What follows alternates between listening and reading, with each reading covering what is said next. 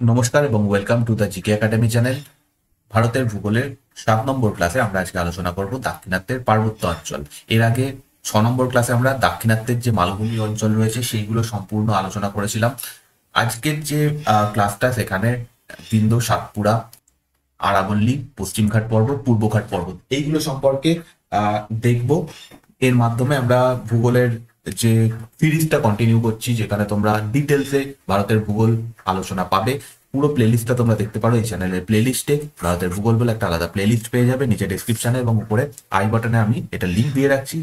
সেই ক্লাসগুলো অবশ্যই দেখো। এক জায়গায় পরপর ক্লাসগুলো সাজানো রয়েছে। এর সাথে সাথে অন্যান্য ক্লাস দেখার জন্য এই চ্যানেলের প্লেলিস্টে যাও, সমস্ত ক্লাস পেয়ে যাবে। তো আমার second channel the GK academy 2.0 অবশ্যই সাবস্ক্রাইব করো যারা করোনি। এখানে আমি ক্লাস 8, 9, 10 এর ইতিহাস, ভূগোল এগুলো আলোচনা করছি, যেগুলো তোমাদের কম্পিটিটিভ পরীক্ষার জন্য যারা প্রস্তুতি নিচ্ছ তাদের জন্য হেল্পফুল হবে। কারণ প্রাকৃতিক ভূগোল যদি তোমরা পড়তে চাও সেগুলো এই চ্যানেলে পেয়ে যাবে, নিচে ডেসক্রিপশনে লিঙ্ক দেওয়া রয়েছে। আর তোমাদের কাছে একটা রিকোয়েস্ট, যদি এই ক্লাসগুলো ভালো লাগে এবং এই চ্যানেলে নতুন হও, প্লিজ একটা সাবস্ক্রাইব করে দিও। সাবস্ক্রাইব করা তোমাদের জন্য ফ্রি, বাট চ্যানেলের গ্রো করার জন্য এই সাবস্ক্রাইব করাটা খুব ইম্পর্টেন্ট। আর তার সাথে সাথে ভালো লাগলে লাইক এবং শেয়ার করো, কমেন্ট করে জানিও তোমাদের কেমন লাগছে। আমরা আজকে আলোচনা করব ভারতের দাক্ষিণাত্যের যে সমস্ত পার্বত্য অঞ্চল রয়েছে। আমরা অলরেডি হিমালয় পর্বত সম্পর্কে আলোচনা করে এসেছি, আজকে আমরা পড়বো দাক্ষিণাত্যের পার্বত্য অঞ্চল। তো প্রথমেই যেটা দিয়ে শুরু করব সেটা হচ্ছে আরাবল্লী পর্বত। ম্যাপের উপর আগে দেখে নেবো, আমরা মেনলি ম্যাপকে ফলো করব, কোথায় রয়েছে সেই জায়গাটা বোঝা খুব দরকার। আরাবল্লী পর্বত এই জায়গাটাতে রয়েছে, এটা হচ্ছে আরাবল্লী পর্বত, এবং দেখা যাবে যদি আমরা দেখি যে এটা উত্তর থেকে দক্ষিণে বিস্তৃত। পুরোপুরি উত্তর থেকে দক্ষিণে একদম এরকম নয়, কিছুটা এরকম রয়েছে। তো আমরা বলতে পারি যে এটার বিস্তার নর্থ ইস্ট থেকে, অর্থাৎ নর্থ ইস্ট বলতে উত্তর পূর্ব থেকে দক্ষিণ পশ্চিমে বিস্তৃত। Total length 800 kilometre. উত্তর পূর্বে এখানে দিল্লির একটা জায়গা রয়েছে, যেটার নাম হচ্ছে, এই জায়গাটাতে একটা জায়গা রয়েছে পালনপুর। ঠিক আছে, পালনপুর এটা দিল্লির মধ্যে পড়ছে। এখান থেকে এটা শুরু হচ্ছে এই পর্বতটা, আর এখানে গুজরাটে গিয়ে শেষ হচ্ছে। মাঝখানে এখানে রাজস্থানের ওপর দিয়ে এই পর্বত প্রবাহিত হচ্ছে, এবং রাজস্থানের ওপরে সব থেকে বেশি অংশটা রয়েছে। পৃথিবীর প্রাচীনতম এটা ভঙ্গিল পর্বত, পৃথিবীর প্রাচীনতম ভঙ্গিল পর্বত। একসময় এটা ভঙ্গিল পর্বত ছিল, কিন্তু পরবর্তীকালে বিভিন্ন প্রাকৃতিক শক্তির ক্ষয় কাজের ফলে এটা একটা ক্ষয়প্রাপ্ত উঁচু ভূমিতে পরিণত হয়েছে, এবং এটা আর্কিয়ান যুগে তৈরি হয়েছিল। আর্কিয়ান যুগের একটা প্রাচীনতম বা প্রাচীন ভঙ্গিল পর্বত হচ্ছে এই আরাবল্লী পর্বত। এখানে গড় উচ্চতা খুব বেশি নয়, কারণ এটা একটা ক্ষয়প্রাপ্ত পর্বত। তো গড় উচ্চতা ম্যাক্সিমাম 1000 মিটার, বাট অধিকাংশ জায়গাতেই 400 থেকে 600 মিটার এটার উচ্চতা। মাউন্ট আবু পর্বতের এর মধ্যে রয়েছে মাউন্ট আবু বলে একটা পাহাড়, যার মধ্যে গুরু শিখর বলে একটা শৃঙ্গ রয়েছে। সেই গুরু শিখর হচ্ছে এর সর্বোচ্চ শৃঙ্গ, যেটা মাউন্ট আবুর মধ্যে পড়ছে, এবং গুরু শিখরের উচ্চতা 1722 মিটার। এখানে কয়েকখানা গিরিপথ রয়েছে, যেগুলোর মাধ্যমে এই পর্বতের মধ্যে দিয়ে চলাচল করা যায়, যেমন পিপলি ঘাট, দিওয়ার,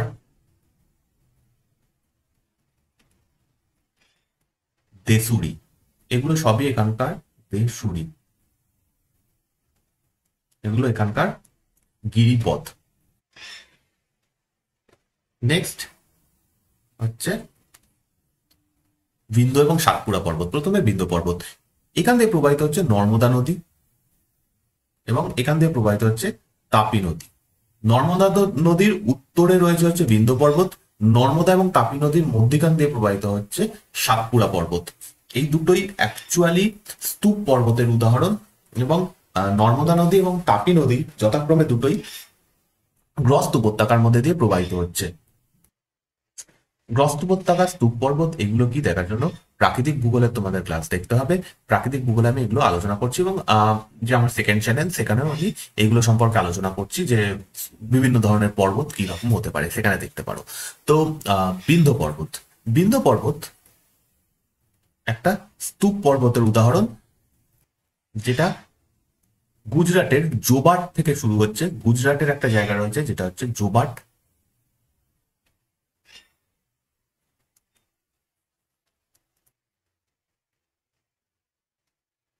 জোবাট যেটা গুজরাটে অবস্থিত, সেখান থেকে বিহারের সাসারাম পর্যন্ত বিস্তৃত। এটা বিহারে পড়ছে। টোটাল লেন্থ হচ্ছে 1200 কিলোমিটার, উচ্চতা অ্যাভারেজ হাইট 300 থেকে প্রায় 650 মিটার। এর যে পশ্চিমের অংশটা, এই পশ্চিমের অংশটা লাভা দিয়ে তৈরি। আর এখানে সব থেকে উচ্চতম শৃঙ্গ, হাইয়েস্ট পিক, হাইয়েস্ট পয়েন্ট, এটার অনেকগুলো নাম রয়েছে, যেমন সদ্ভাবনা শৃঙ্গ, এটাই গুডউইল পিক নামে পরিচিত, এটাই আবার কালুমাড় নামে পরিচিত, যার টোটাল হাইট মানে এর হাইট, এই শৃঙ্গটার হাইট হচ্ছে 2467 মিটার। এটা বিন্ধ্য পর্বতের উচ্চতম শৃঙ্গ। অন্যদিকে এরপর যদি আমরা আসি হচ্ছে সাতপুরা। বিন্ধ্যর পরে রয়েছে নর্মদা নদী এবং নর্মদা উপত্যকা, তারপরে রয়েছে সাতপুরা নদী, মানে সাতপুরা পর্বত, তারপর রয়েছে তাপি নদী। তো সাতপুরা, এটার অ্যাকচুয়াল অর্থ সাত, সাত মানে হচ্ছে 7, এবং পুরা শব্দটার অর্থ হচ্ছে পর্বত। সাতখানা পর্বত রয়েছে সে মানে যেখানে, সেটাকে সাতপুরা বলা হয়। অ্যাকচুয়ালি এখানে সাতটা নয়, 3টে পর্বত শ্রেণী রয়েছে। 3টের নাম রাজপিপলা, মহাদেব এবং মহাকাল। 3টে পর্বত শ্রেণী। বিন্ধ্য পর্বতের ঠিক দক্ষিণে মানে নর্মদা নদী, তারপরে রয়েছে এই 3টে পর্বত শ্রেণী। এটা হচ্ছে রাজপিপলা, তারপর রয়েছে মহাদেব, এবং তারপর রয়েছে মহাকাল। এই 3টে পর্বত শ্রেণী নিয়ে এটা গঠিত। টোটাল লেন্থ হচ্ছে 900 কিলোমিটার, এবং এটা একটা স্তূপ পর্বত। স্তূপ পর্বত, আহ আহ স্তূপ পর্বতের অ্যাকচুয়ালি দুটো পার্ট হয়, হোর্স এবং গ্র্যাবেন। ঠিক আছে, এরকম যদি স্তূপ পর্বত হয়, এটাকে হোর্স বলা হয় যেটা উপরের অংশটা, এবং যেখান থেকে নদী প্রবাহিত হচ্ছে যে নিচু অংশটা, সেটাকে গ্র্যাবেন বলা হয়। তো এটা অ্যাকচুয়ালি স্তূপ পর্বতের একটা হোর্স্ট। উচ্চতম শৃঙ্গ বা হাইস্ট পয়েন্ট হচ্ছে ধূপগড়। ঠিক আছে, ধূপগড় এটা উচ্চতম শৃঙ্গ, যার হাইট 1350 মিটার। এছাড়া এখানে ইম্পর্টেন্ট একটা পর্বত শৃঙ্গ রয়েছে যেটার নাম অমরকন্টক, যেটা মোটামুটি 1127 মিটার হাইট। নেক্সট হচ্ছে পশ্চিম ঘাট পর্বত, যেটা সাহাদ্রি নামে পরিচিত। এই পুরোটা যেটা পশ্চিম উপকূল বরাবর গেছে, সেটাকে বলা হয় সাহাদ্রি বা পশ্চিম ঘাট। এটাই সাহাদ্রি নামে পরিচিত।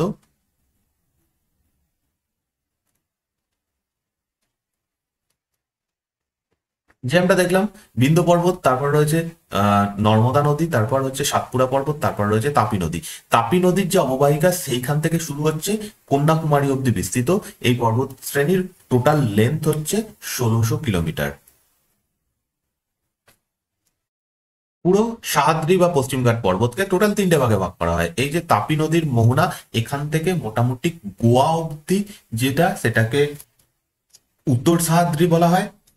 গোয়া থেকে এখানে রয়েছে নীলগিরি পর্বত, নীলগিরি পর্বত অব্দি জায়গাটাকে বলা হয় মধ্য সাহাদ্রি, এবং নীলগিরি থেকে একদম দক্ষিণের কন্যাকুমারী পর্যন্ত অংশটাকে বলা হয় দক্ষিণ সাহাদ্রি। উত্তর সাহাদ্রি যে অংশটা, সেটা দাক্ষিণাত্য লাভা দিয়ে তৈরি, এটা লাভা গঠিত। এই জায়গার অ্যাভারেজ হাইট মোটামুটি 1200 মিটার। আর কলসুবাই এখানকার সর্বোচ্চ শৃঙ্গ। কলসুবাইয়ের হাইট মোটামুটি 1646 মিটার। এছাড়াও সালহার 1567 মিটার। সালহার হাইট ইম্পর্টেন্ট নয়। সালহার, মহাবালেশ্বর,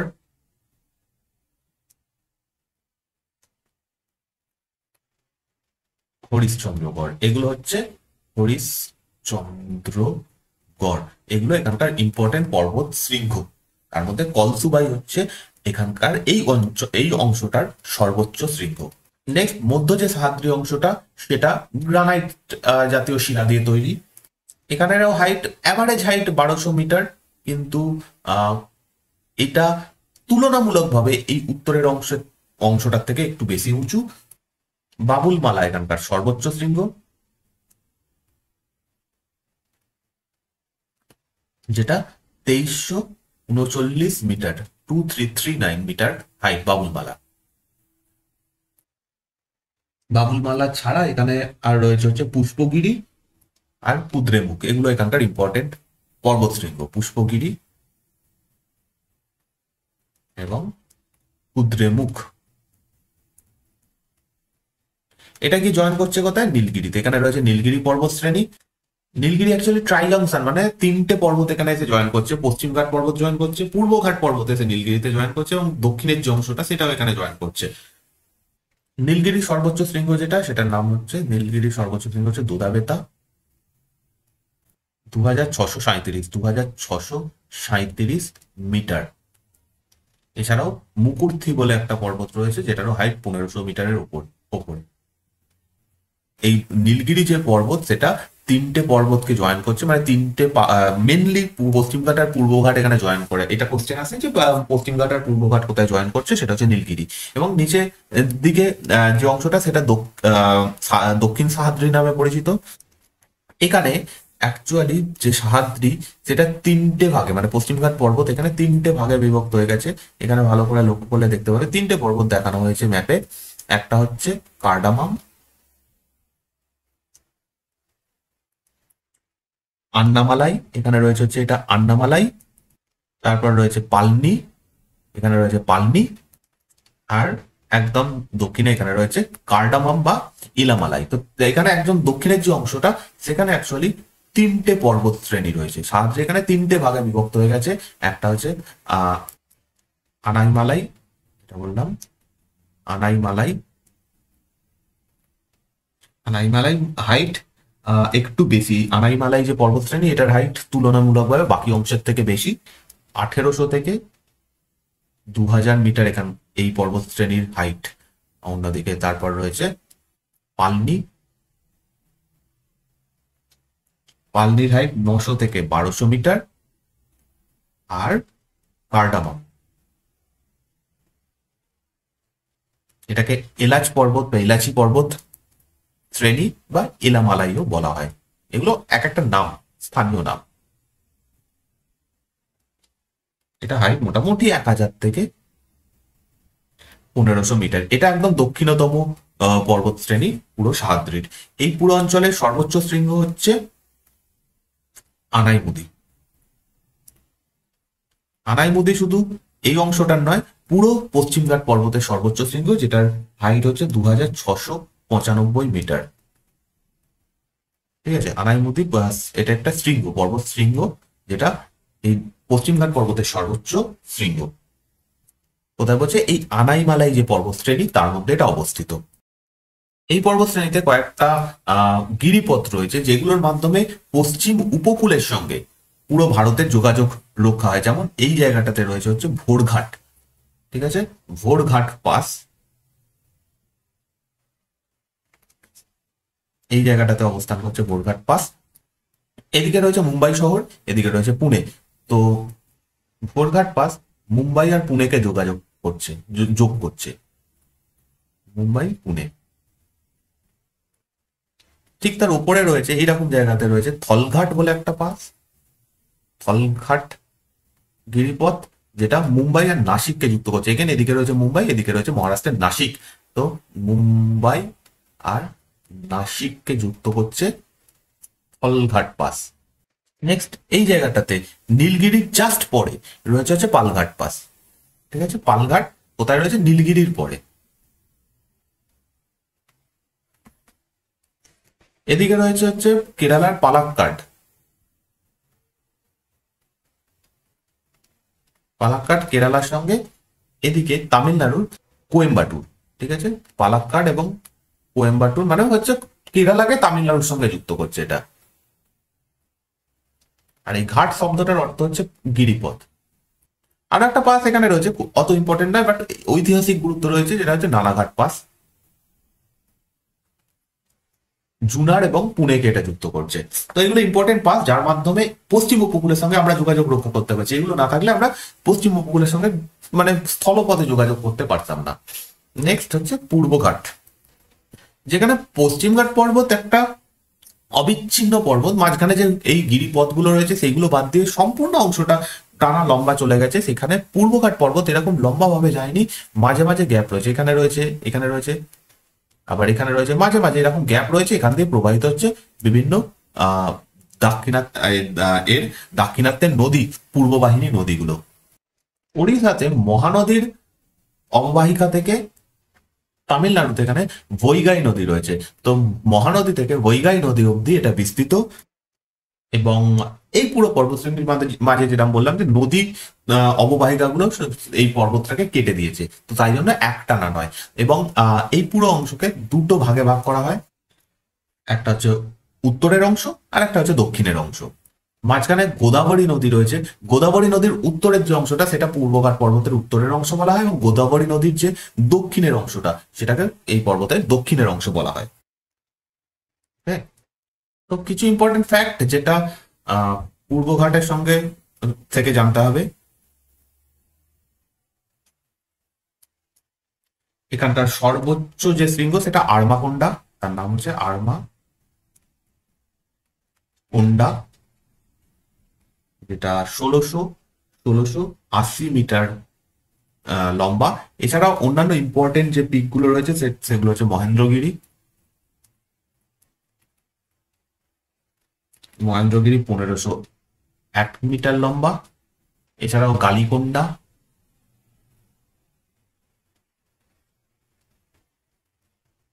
এরকম কিছু ইম্পর্টেন্ট পিক এখানে রয়েছে। তার মধ্যে আরমাকোন্ডা যেটা, সেটা সর্বোচ্চ শৃঙ্গ। অন্যদিকে দক্ষিণের যে অংশটা, পূর্বঘাট পর্বতের যে দক্ষিণের অংশটা, সেটার একটা স্থানীয় নাম রয়েছে যেটাকে পালকোন্ডা বলা হয়। যদি বলা হয় এরকম পালকোন্ডা পর্বত কোথায় অবস্থিত, এটা এই পূর্বঘাট পর্বতেরই দক্ষিণের অংশটার স্থানীয় নাম হচ্ছে পালকোন্ডা। ওকে, তো এই হচ্ছে আজকের পুরো টপিক।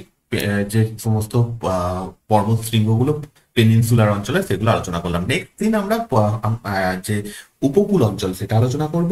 তো এই ভিডিওটা যদি ভালো লাগে অবশ্যই লাইক এবং শেয়ার করো, কমেন্ট করে জানিও কেমন লাগছে। এবং এই পিডিএফটা যেটা আমি লিখেছি এখানে সম্পূর্ণটা দিয়ে দেবো টেলিগ্রাম চ্যানেলে, নিচে ডেসক্রিপশনে টেলিগ্রাম চ্যানেলের লিঙ্ক রয়েছে, সেখান থেকে টেলিগ্রাম চ্যানেলে জয়েন হতে পারো। থ্যাংক ইউ এই ভিডিওটা দেখার জন্য।